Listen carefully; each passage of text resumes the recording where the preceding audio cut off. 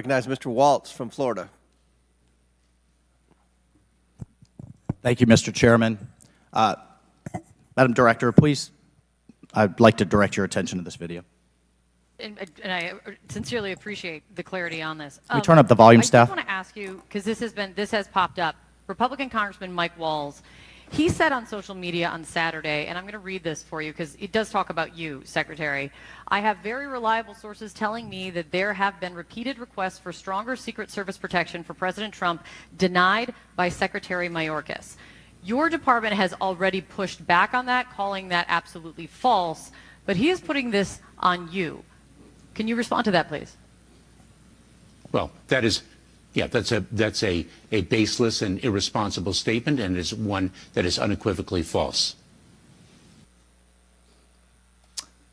Director Cheatle, did you speak with your boss, Secretary Mayorkas?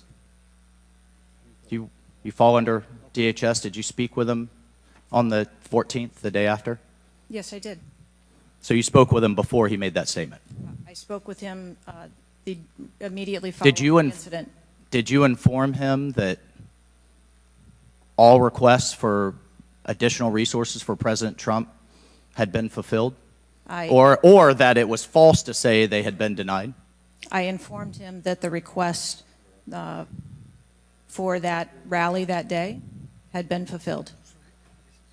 Okay, you continue to answer that very carefully, because I made a broader statement. The agents that came to me made a broader statement that his permanent protective detail for years now have been asking for more. Is that correct? I do not have specific incidents of those requests. Is it correct that they've been asking for more? I have heard the same reports that you have. Without having them in front of me, I am unable. Those requests are made in writing. I mean, the agents are telling me they make them in writing. This isn't a verbal agency. Things are made in writing. I understand what you're saying. I don't have those requests in front of me here. I'm not asking if you have them in front of you. Are you aware that they were made?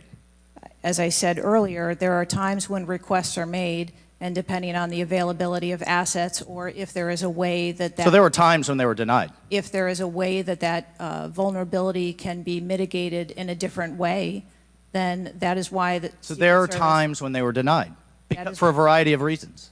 That is why the Secret Service has a multi-layered and multifaceted security plan, so that we can pivot if we need to. So in the wake, I mean, in the immediate 48 hours of an assassination attempt on a former president, could be the next leader of the free world, almost had his head blown off, your boss says that's irresponsible and false to say things are denied. And you had talked to him.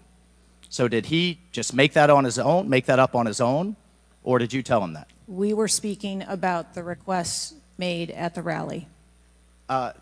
Staff, can we show the next slide, please? Then we have your spokesman. Did you sign off on this statement? That there's an assertion that a member of the former president's team requested additional security resources and those were rebuffed? This is absolutely false. In fact, we added protective resources and technology and capability as part of the increased campaign travel tempo. But next slide, please. Next slide, please, staff. We have the Washington Post article that then says we now have senior Secret Service officials saying there were at times when it was denied. So which is it? Again, there have been a number of conversations going on here. Did you sign off on that spokesman's statement? The spokesman's statement, I believe, was related to requests that were made Did you sign off on it? For the requests that were made at the rally. Did you sign off on the statement before it went out? I sign off on my press spokesman's statement before they go out. I would hope you would in the wake of an assassination attempt. Yes. You did? Mm-hmm. Categorically false that any requests were made.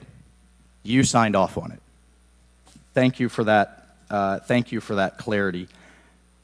Madam Director, how many press conferences have you held since the assassination attempt? We have put out press releases. How many press conferences have you held? Gone to the mic, taken questions from the public, from the media?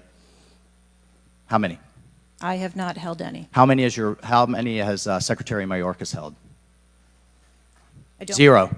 How many has the FBI held? 0. How many has the Department of Justice held? I know you know the answer.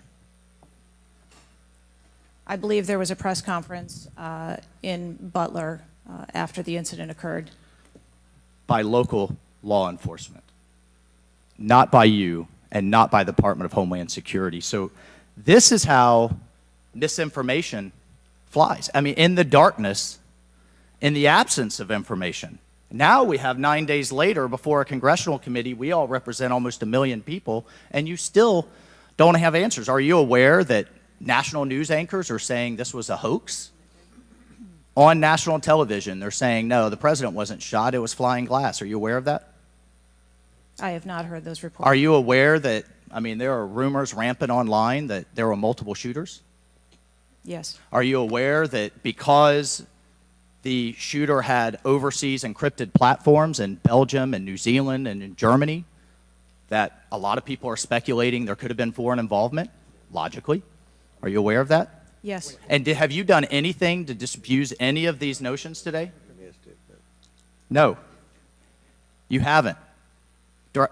Madam Director, I would fire you.